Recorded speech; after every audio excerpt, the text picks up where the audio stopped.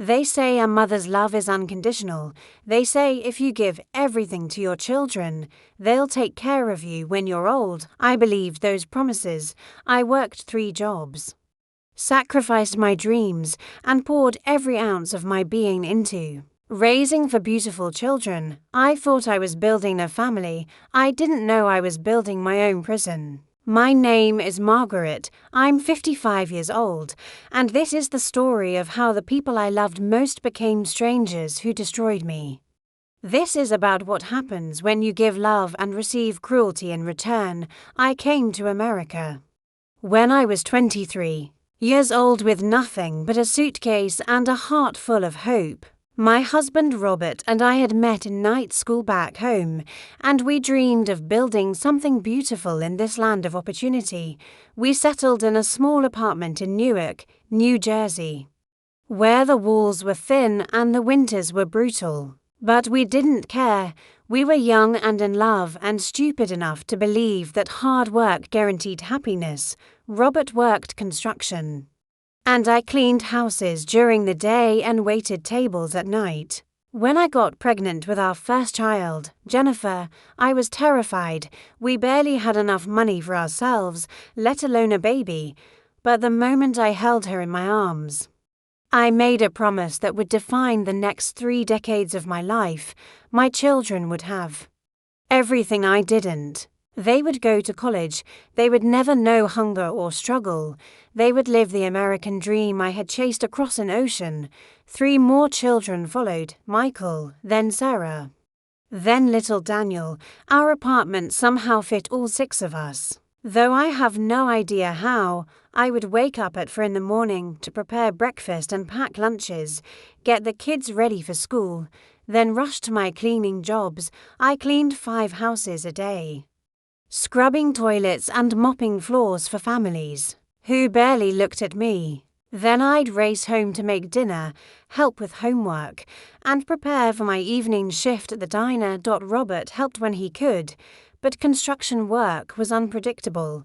Some months were good, but many were lean.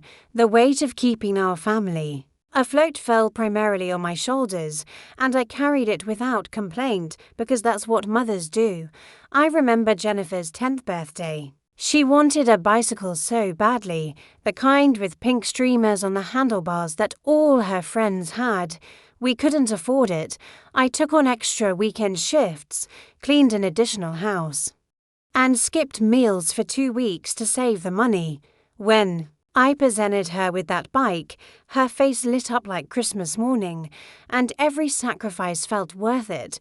That became my pattern. Whatever my children wanted, I found a way to provide. Piano lessons for Sarah even though it meant I couldn't buy myself new shoes for 2 years. A computer for Michael when they became essential for school, paid for with money I had been saving for a root canal I desperately needed. Sports equipment for Daniel, new clothes for all of them. Class trips, prom dresses, yearbooks, every single thing they asked for. I gave. My own mother, thousands of miles away, would call and ask when I was coming to visit. Soon, I always promised, knowing it was a lie. I couldn't afford the plane ticket. Every dollar was spoken for before I even earned it. Robert noticed what I was doing to myself one night after I came home from my shift at the diner with my feet so swollen I could barely remove my shoes. He sat me down. "Maggie, you're killing yourself. The kids don't need all this stuff. They need a mother who's healthy and present." But I couldn't hear him. In my mind, being a good mother meant providing, sacrificing, giving until there was nothing left. I thought my children would see my love in every sacrifice. I thought they were learning the value of hard work and devotion. I didn't realize I was teaching them something entirely different. I was teaching them that my needs didn't matter, that I was a resource to be used, not a person to be valued. That taking from me was not only acceptable but expected.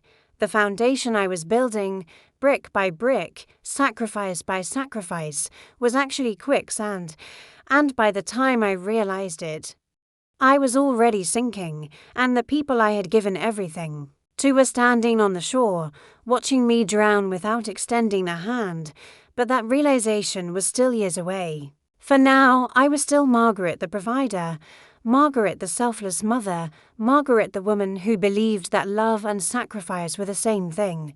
If only someone had told me they weren't.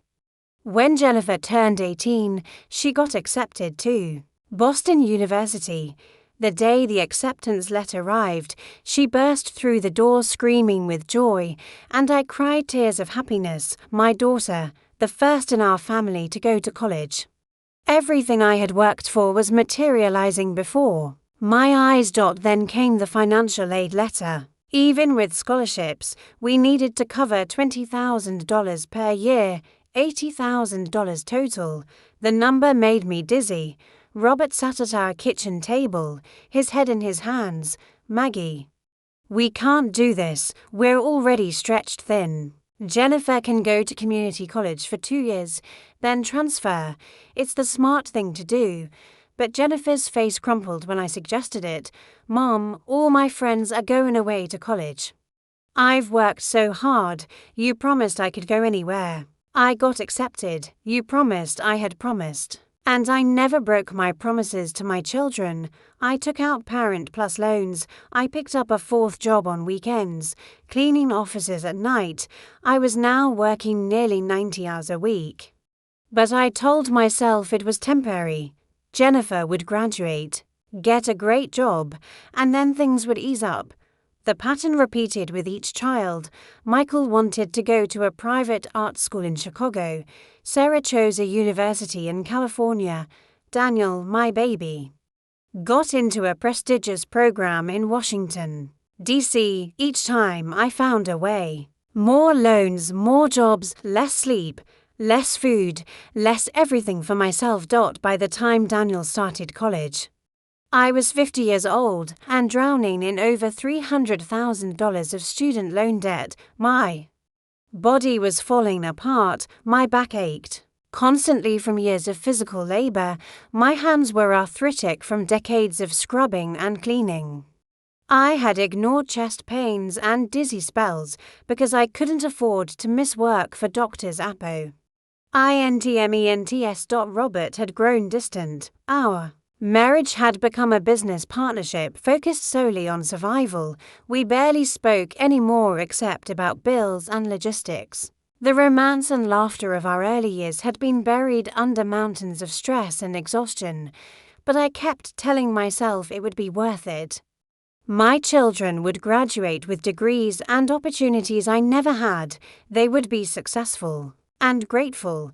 They would remember all I had done for them. Jennifer graduated first and got a job at a marketing firm in Manhattan. I was so proud I could burst. She moved into an apartment in Brooklyn with 2 roommates. It was small but trendy, in a neighborhood that was gentrifying. When I visited, I noticed the expensive coffee maker, the designer throw pillows, the clothes in her closet with tags from stores I had never even entered. How can you afford all this? I asked, genuinely curious. She shrugged. I work hard, Mom. I deserve nice things. Something about that answer bothered me, but I pushed the feeling down. She was young and enjoying her success. That's what I had worked for, wasn't it? One evening, about 6 months after her graduation, I gathered my courage and brought up the subject I had been avoiding. My student loan payments were crushing me. I was paying over $2,000 a month, and I was starting to fall behind. Jennifer, honey, I was wondering if you could help with some of the loan payments. These loans, they were for your education. And now that you're working, she cut me off, her face hardening. Mom, those loans are in your name. Legally, they're your responsibility. And honestly, I didn't ask you to take out so much debt. That was your choice, your choice. The words hit me like a slap. I had worked myself into the ground, sacrificed my health and marriage, and it was being dismissed as my choice, as if I had done it for myself rather than for her. I left her apartment that day feeling something I had never felt toward my daughter. Before, hurt mixed with the first whisper of resentment, but there were still 3 more children. Surely they would be different. Surely they understood. I had no idea how wrong I was. The first real crack appeared when Robert left me. I came home from work one evening to find a note on the kitchen table. After 30 years of marriage, he ended it with a letter. "Maggie, I can't do this anymore. You've given everything to the kids and nothing to us. I feel like I've been living with a ghost. I need to find out who I am before I'm too old to remember. I'm sorry." I read those words over and over, sitting alone in our tiny apartment, and felt my world collapse. He was right. And that made it hurt even more. I had poured so much into my children that I had let my marriage wither and die. But how could I have done differently? How could I have divided myself into even more pieces than I already had? The divorce was quick and relatively painless because we had nothing to divide except debt. Robert moved in with his brother in Pennsylvania. I stayed in the apartment alone for the first time in 3 decades, and the silence was deafening. I called my children to tell them about the divorce. Their reactions told me everything I needed to know about where I stood in their lives. Jennifer was annoyed. "Mom, why are you telling me this now? I'm in the middle of planning a work event. Can we talk about this later?" She never called back. Michael, now working as a graphic designer in Chicago, was sympathetic but distant. "That's rough, Mom, but honestly, you guys haven't seemed happy in years. Maybe it's for the best." He changed the subject to his new boyfriend within minutes. Sarah, my middle daughter, who I had been closest to, said, "Well, what did you expect? You were always working." Dad probably felt neglected. The blame in her voice was unmistakable. Only Daniel, still in college, seemed genuinely upset. He came home for a weekend, and we cried together. But even his concern came with conditions. "Mom, this is my senior year. I can't let this affect my grades. I need to stay focused on my future." My future, his future, everyone's future but mine seemed to matter. I was now 52 years old, alone, drowning in debt, and my body was failing. The chest pains I had been ignoring became impossible to dismiss. One day at work, I collapsed while scrubbing a bathroom floor. The woman whose house I was cleaning found me unconscious on her tile floor. At the hospital, the doctor delivered news that shouldn't have been surprising. I had suffered a minor heart attack. Years of stress, poor nutrition, overwork, and neglect had damaged my heart. I needed medication, rest, and significant lifestyle changes. "You need to reduce your stress levels dramatically," the doctor said, looking at me with concerned eyes. "No more working multiple jobs. You need to take care of yourself." I laughed, and it came out bitter and broken. Take care of myself with what money? I had medical bills now on top of everything else. I had student loans due every month. I had rent to pay. Rest was a luxury I couldn't afford. I called Jennifer first. Surely now, faced with my health crisis, she would step up. "Honey, I'm in the hospital. I had a heart attack. I know this is hard to hear, but I'm going to need some help. I can't work as much anymore, and the medical bills." "Mom," she interrupted, her voice tight with frustration. "I've got my own bills. My rent just went up. I'm trying to save for a house. I just can't take on your financial problems right now. Your financial problems." As if her $80,000 degree wasn't sitting on her wall, paid for with my broken body. I called Michael, then Sarah, then finally Daniel. The responses varied in tone, but not in substance. They all had their own lives, their own expenses, their own priorities. Their mother's failing heart didn't make the list. I hung up the phone after the last call and stared at the hospital ceiling, and for the first time in my life, I felt truly alone. I was released from the hospital with a stack of prescriptions I couldn't afford and instructions I couldn't follow. The social worker assigned to my case looked at my situation with practiced sympathy and suggested I apply for disability. The process could take months, maybe over a year, and there was no guarantee I'd be approved. I returned to my empty apartment and faced a reality I had been avoiding for years. I had spent 3 decades investing in for people who saw me as a bank that had run out of money and was therefore no longer useful. I tried to cut back on work, but cutting back meant not making rent. I tried to skip my heart medications to save money, which led to another emergency room visit. I was trapped in a cycle where survival required self-destruction. Then came Thanksgiving. I had always hosted Thanksgiving. For years I had scraped together money for a turkey and all the trimmings, creating elaborate meals I could barely afford. It was one of the few times all my children came home, and I cherished those gatherings like precious gems. This year, I couldn't do it. I didn't have the money or the energy. I called Jennifer and suggested that maybe someone else could host, or we could all go to a restaurant and split the bill. The silence on the other end of the phone was long and uncomfortable. Mom, I'm actually going to my boyfriend's family's house this year. His parents have this amazing place in Connecticut. I called Michael. He was flying to Miami with friends. Sarah had plans with her fiance's family. Daniel was staying at school to work on his thesis. For the first time in 32 years, I spent Thanksgiving alone, eating a frozen dinner in front of the television, wondering how I had become so invisible to the people I had made my entire existence about. Christmas was worse. I had always prided myself on giving my children thoughtful, generous gifts. This year, I could barely afford cards. I sent each of them a heartfelt letter instead, pouring out my love and my struggles, hoping they would read between the lines and understand I needed them. Jennifer sent a group text. Thanks for the card, Mom. Super busy with year-end work stuff. Let's catch up in the new year. Michael sent a GIF. Sarah didn't respond at all. Daniel called, and for 15 minutes. I felt like maybe one of my children still cared. Then he said, "Hey, Mom, while I have you on the phone, my laptop died. I need a new one for my thesis.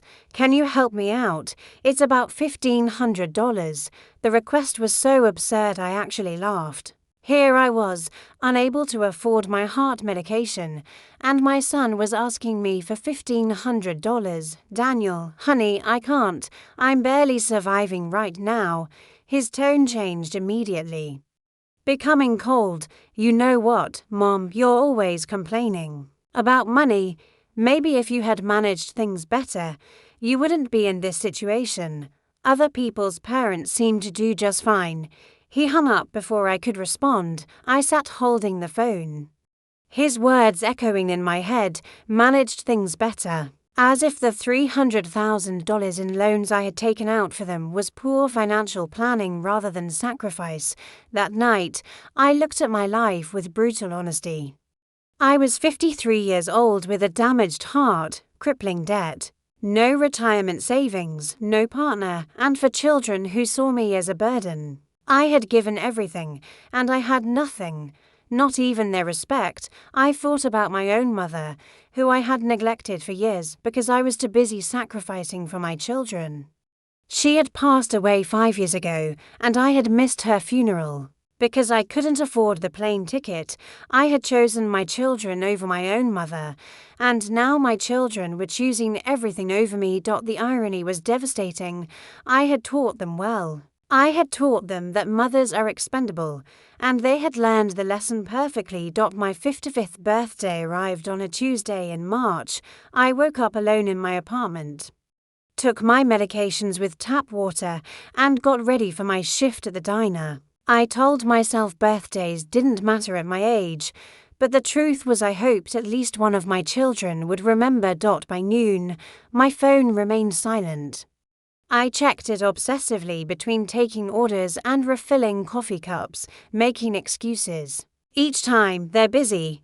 Different time zones. They'll call later. By evening, still nothing. Not a text, not an email, not even a Facebook post. It was as if I had ceased to exist. I came home exhausted and found a birthday card slipped under my door from Mrs. Chen, my elderly neighbor who I sometimes helped with groceries. Inside was a $20 bill and a note for something special. "Happy birthday, Margaret, you deserve kindness." I sat on my floor and cried. A woman I had known for less than a year had shown me more love than the 4 children I had birthed and raised. Around 9 p.m., my phone finally rang. "Jennifer," my heart leaped with pathetic hope. "Hello, Mom. Hi, listen, I need a favor, remember? Aunt Linda, she's coming to New York next weekend and needs a place to stay. I told her she could use your place since you have that pull-out couch. No happy birthday. No acknowledgement at all.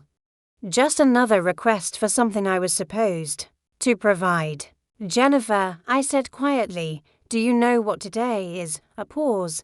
"A Tuesday. It's my birthday." The silence that followed was worse than any insult. Then, "Oh my God, Mom, I'm so sorry. I've just been so swamped at work. Happy birthday, listen. I've got to jump on a call, but we'll celebrate soon. Okay, love you." She hung up before I could respond. The love you felt automated, a reflex without meaning.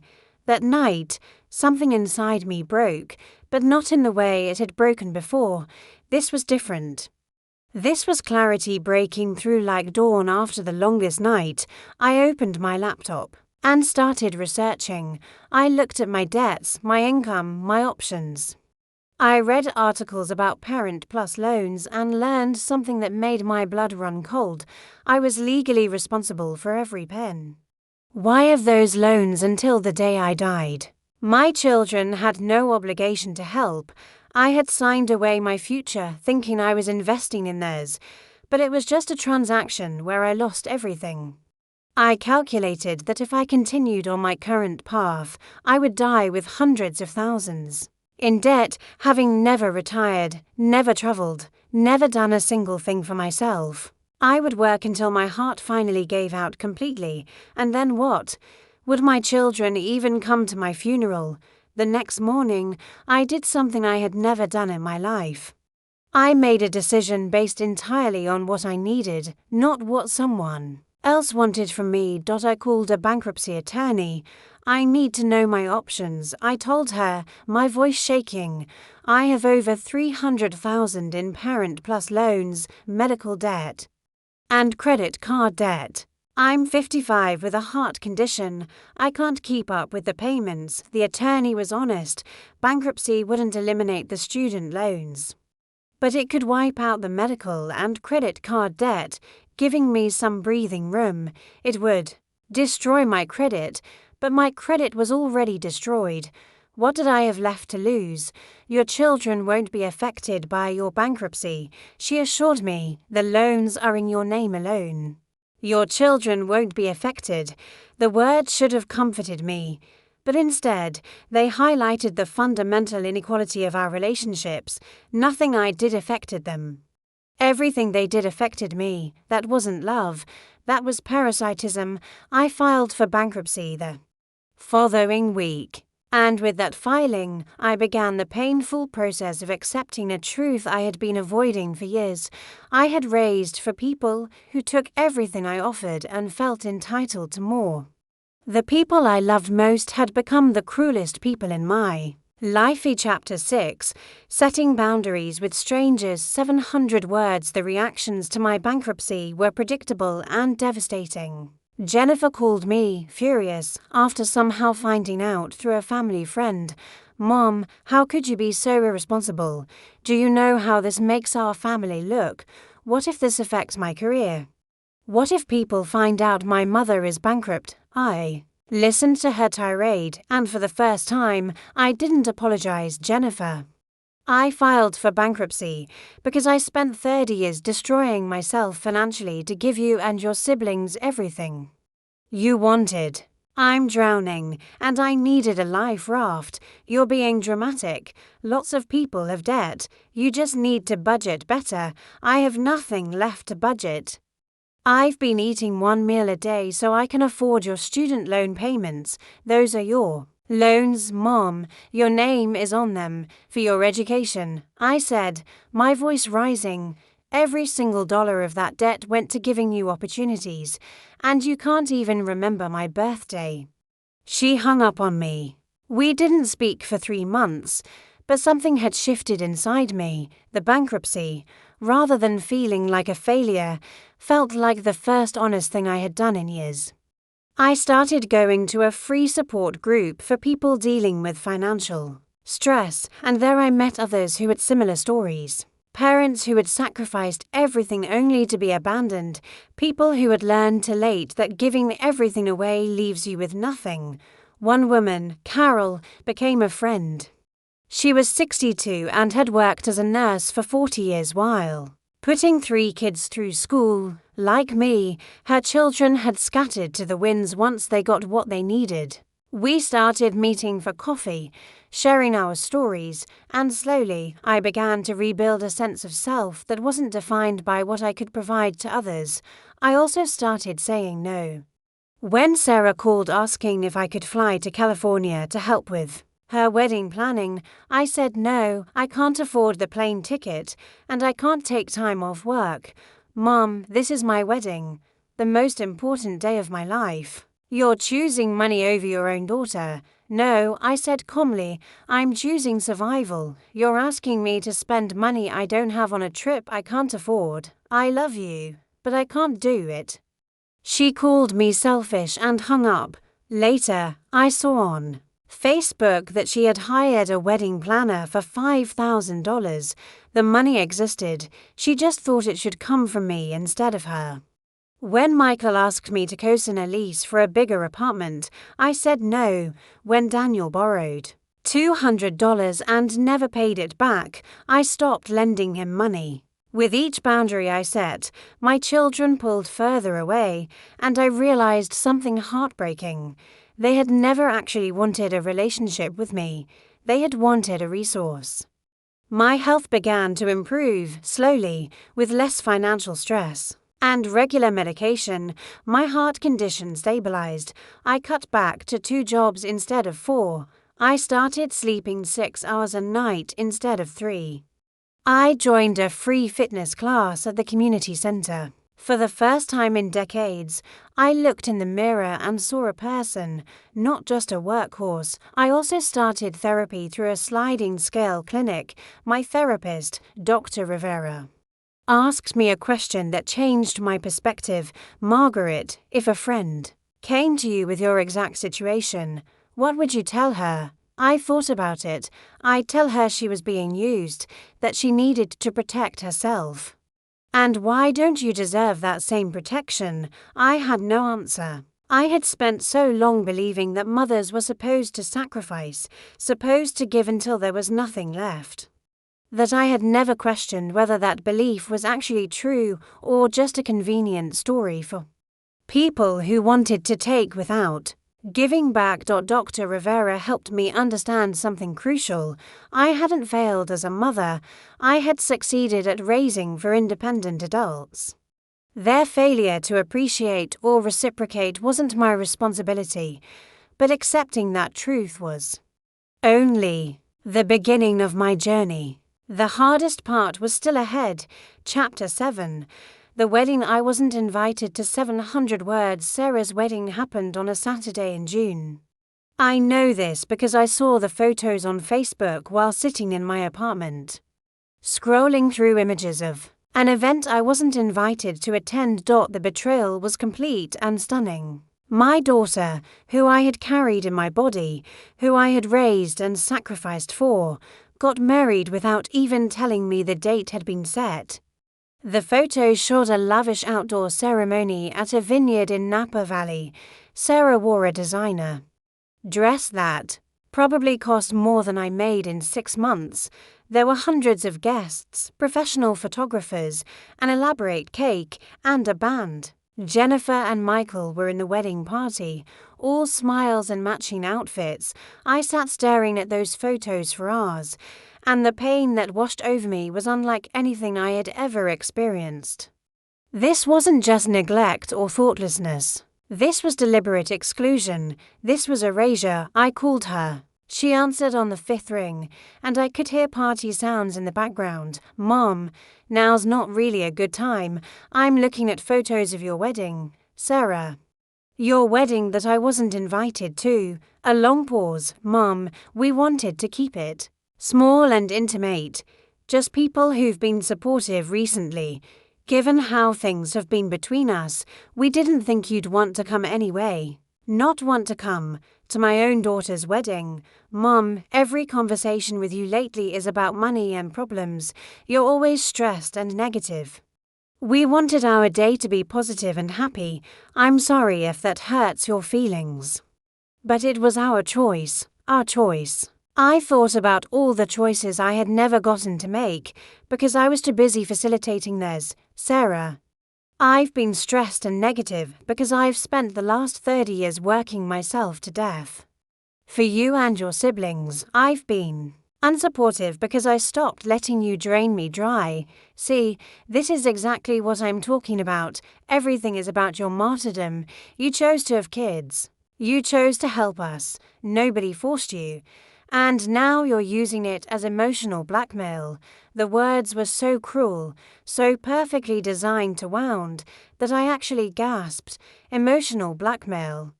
Is that what we're calling parental love now? I have to go. Mom, my husband is waiting for me. We'll talk later. She hung up. Later never came. I didn't eat for 2 days after that. I couldn't. The pain had physically manifested in my body, making my chest tight and my stomach sick. I had failed my children, I thought. I must have done something terribly wrong to deserve this.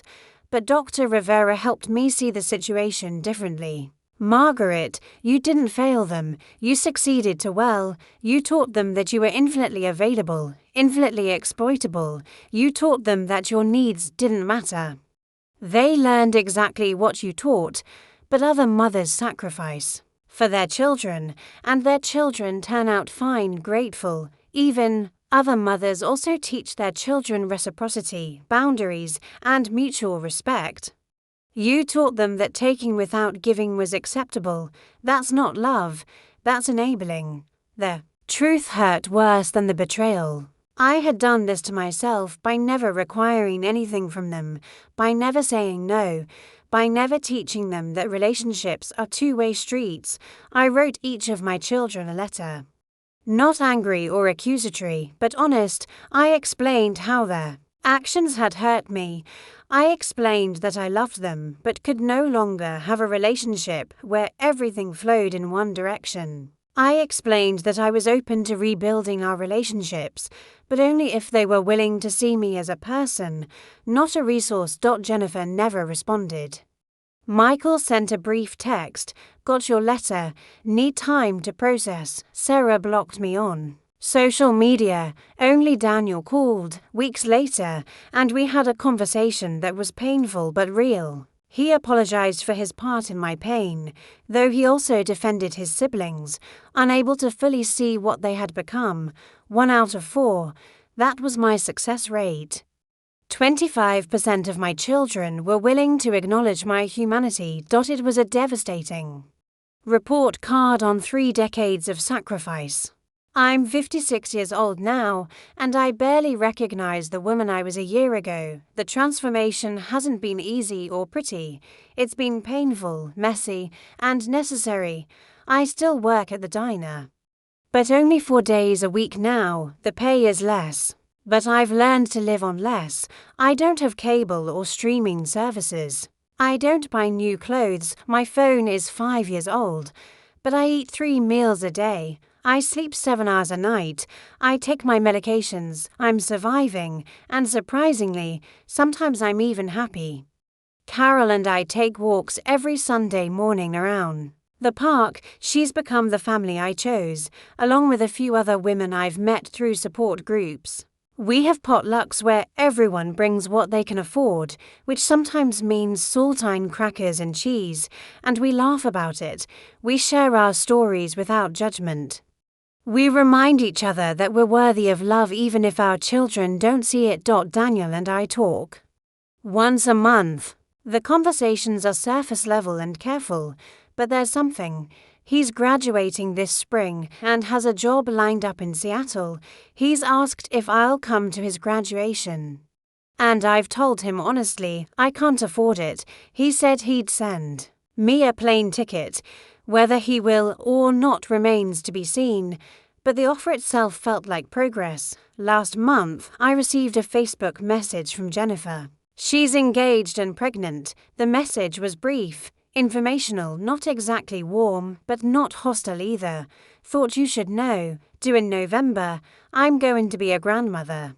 The news stirred complicated emotions, joy and sadness and fear, all mixed together. Will I be allowed to know this grandchild? Will I be another resource to exploit for free babysitting? Or will this baby be the bridge that helps Jennifer finally see me as human? I don't know, and I've learned to be okay with not knowing. I've also done something I never thought I'd do. I've started writing my story, not for publication or profit, but just to document what happened, to bear witness to my own life. Dr. Rivera encouraged it as a form of therapy, and she was right. Writing it down has helped me see patterns I missed. While living through them, I've realized that I'm not unique. There are thousands, maybe millions of mothers who give everything and receive cruelty in return. Society tells us that maternal sacrifice is beautiful, noble, godly even. But nobody talks about what happens when that sacrifice is accepted without gratitude, when it's demanded rather than appreciated. When it destroys the giver while barely registering with the receiver, I'm learning to forgive myself. That's been the hardest part, not forgiving my children for their selfishness, but forgiving myself for enabling it, for teaching them, through my own behavior, that I didn't matter. For sacrificing so much that I left them nothing to sacrifice for. If I could go back and do it again, I would do everything differently. I would set boundaries early. I would teach reciprocity. I would model self-care instead of self-destructs. I would show my children that mothers are people with needs, not just machines that dispense love and money. But I can't go back. I can only move forward. Next month, I'm starting a part-time job at a local community center teaching adult literacy classes. It doesn't pay much, but it's something I've always wanted to do. I'm finally pursuing a dream, even a small one, and that feels revolutionary. I've also joined a support group specifically for estranged parents. We meet twice a month. And hearing other people's stories helps me feel less alone. We remind each other that estrangement doesn't mean we failed. Sometimes it just means we raised people who valued comfort over character. My story doesn't have a happy ending. I don't reconcile with all my children. I don't get the fairy tale conclusion where they realize their mistakes and we all cry and hug and heal. But I'm learning that surviving the story is enough. I gave love, and I received cruelty. But I'm still here, I'm still breathing, I'm still finding small moments of joy in the wreckage. And maybe, just maybe, that's the real victory.